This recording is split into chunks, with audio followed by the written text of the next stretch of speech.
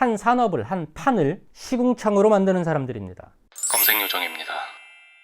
지난 블랙햇 SEO 관련된 영상에서 자신들이 오리지널 컨텐츠를 만드는 것이 아니라 다른 사이트의 내용을 긁어다가 만드는 컨텐츠 스크랩이라는 기법에 대해서 말씀드린 적이 있습니다. 그러면서 그 사이트들의 목적은 실제로 사용자들의 방문을 유도하는 것이 아니라 그냥 광고를 띄우기 위한 형식을 갖추고 부정한 방법으로 광고 수익을 편취하기 위함이라고 말씀을 드렸습니다. 오늘은 그와 관련된 내용을 조금 더 알아보겠습니다.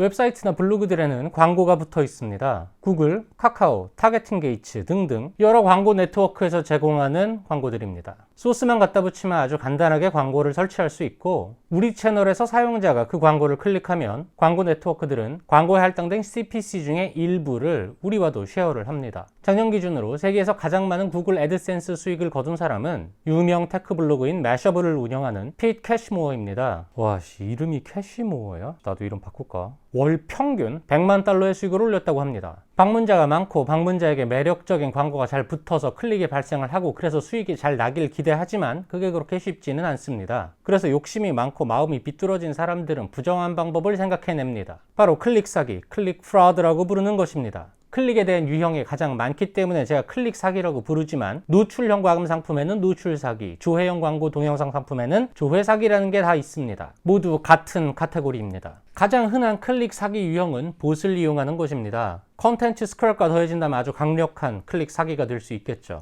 앱에서 이루어지는 클릭 사기와 봇을 포함한 프로그램형 클릭 사기는 전체 클릭 사기의 절반이 넘습니다. 사람에 의해 이루어지는 클릭 사기도 있습니다만 이것은 광고 수익을 목적으로 하지는 않고요. 그 방식의 특성상 대량으로 이루어지기도 어렵습니다.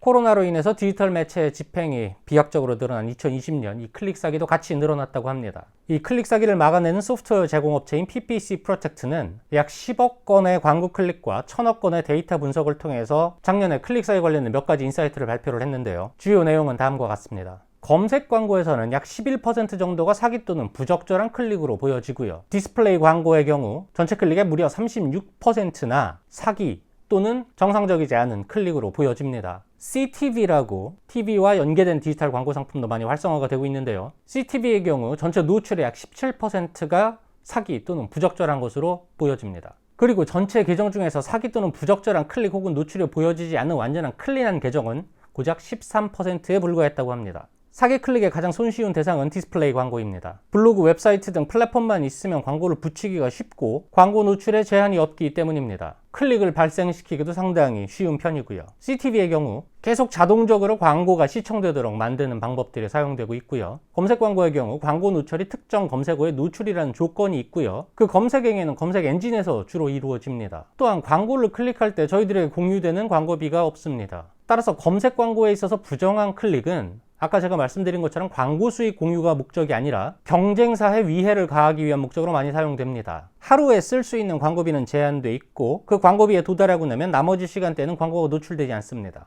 경쟁사의 광고를 계속 클릭해서 이른 시간에 예산 한도에 도달하게 만든다면 그 하루의 나머지 시간에는 경쟁사 광고는 나오지 않습니다. 광고 매체에서 부정한 클릭에 대한 사후 보상 시스템이 있긴 하지만 이미 놓쳐버린 그날의 노출에 대해서는 보상해줄 방법이 없습니다. 물론 광고 매체들은 이러한 부정한 혹은 사기 클릭을 잡아내기 위해 많은 노력을 기울이고 있습니다. 이러한 행위가 적발이 되면 해당 광고 수익 계정에는 바로 지급정지 조치가 내려집니다. 제대로 소명하지 못하면 계좌에 그 돈이 쌓인 채로 계정은 해지가 되고요. 하지만 완벽하지 않다는 것, 그리고 매체마다 그 퀄리티의 차이가 매우 크다는 것이 문제입니다. 매체들의 모니터링 시스템이 완벽하다면 클릭 사기 시도는 없어져야 하지만 점점 증가하고 있는 것이 그 반증입니다. 매체에서 잡아내지 못하는 사기 클릭을 잡아내기 위해 프로그램도 다수 나와 있습니다. 하지만 이들 역시 오차가 상당히 많습니다. 사기 방지 프로그램들은 사기로 판단될 만한 특정 조건을 갖춘 채널에서의 광고 노출을 막아주는 역할을 하는데요. 일부 플랫폼에서는 사기에 대한 오진단율이 20%가 넘는 경우도 있다고 합니다. 제대로 광고가 노출되어야 할 채널들까지 차단되는 일이 발생한다는 것이죠. 사기 방지 프로그램까지는 사용하지 않더라도 광고 클릭이 어느 지면에서 발생하고 있는지나 광고비, 노출, 클릭, 상위 채널들에 대해서만이라도 가끔씩 들여다보는 게 필요합니다. 그리고 광고 매체에서 제공하는 데이터와 구글 어널리틱스 같은 웹사이트 차원에서의 트래픽을 보여주는 툴과 그 수치를 비교해 보시는 것을 권장드립니다. 광고를 클릭하는 시점에서 데이터가 기록되는 매체 데이터와 실제 유효한 방문이 기록되는 구글 어널리틱스와는 숫자상의 차이가 있을 수밖에 없습니다. 하지만 그 차이가 40%, 50%, 60%가 된다면 우리 광고 클릭이 얼마나 정상적으로 발생하는 것인지에 대해서 생각을 해볼 필요가 있습니다. 광고 쪽에 문제가 없다면 웹사이트 로딩에 문제가 심각한 거겠죠. 지난번에도 잠깐 말씀드렸지만 실제로 웹기술을 밝은 사람들 중에서 부정한 웹사이트를 만들고 부정한 웹사이트가 아니라 하더라도 부정한 방식으로 클릭을 일으키려는 사람들이 실제로 많이 있습니다. 제가 누누이 말씀드리는데요.